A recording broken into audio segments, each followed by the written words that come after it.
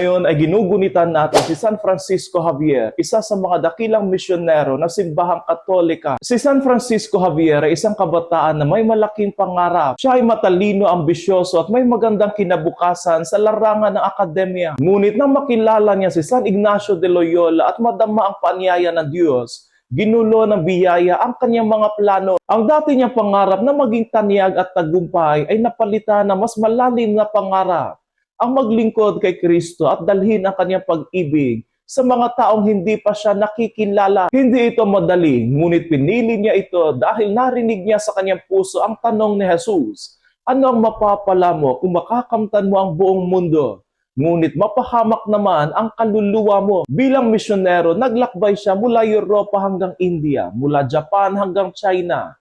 Hindi niya ininda ang init, gutom, sakit at pagod. Hindi niya ininda ang hindi pagkakaintindihan, ang panganib at ang kalungkutan ng pagiging malayo sa tahanan. Sapagkat sa bawat kilos ay dala niya ang pag-ibig ni Kristo na siyang nagbibigay lakas. Ang kanyang tagumpay ay hindi nasusukat sa dami ng kanyang nabinyagan o sa laki ng lugar na kanyang naabot, kundi sa buong pusong pagsunod sa tawag ng Diyos. Tayong lahat bilang mga Kristiyano ay mga misyonero, pero hindi ibig sabihin na tayong lahat ay kailangang pumunta sa malalayong lugar o bansa para magmisyon. Tinatawag tayo ng Panginoon na maging misyonero sa ating tahanan, sa paaralan, sa trabaho, sa komunidad. Ang pagiging misyonero ay hindi laging pagpunta sa malayo.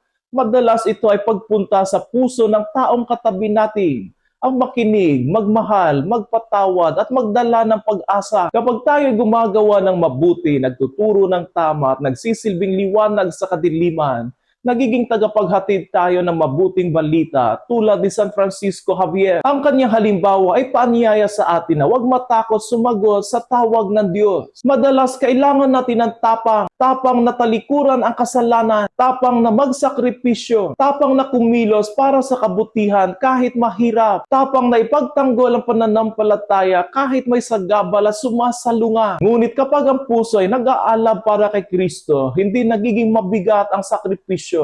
Nagiging daan ito ng kagalakan at biyaya. Ang buhay ni San Francisco Javier ay patunay na ang isang pusong ibinibigay ng buo sa Diyos ay nagiging instrumento para baguhin ang mundo. Naway hilingin natin ang biyaya na maging bukas ang ating puso tulad niya. Pusong handang magmisyon, maglingkod at magmahal. Nang sa gayon, tulad niya, mabago din natin ang mundo. San Francisco Javier, ipanalangin mo kami.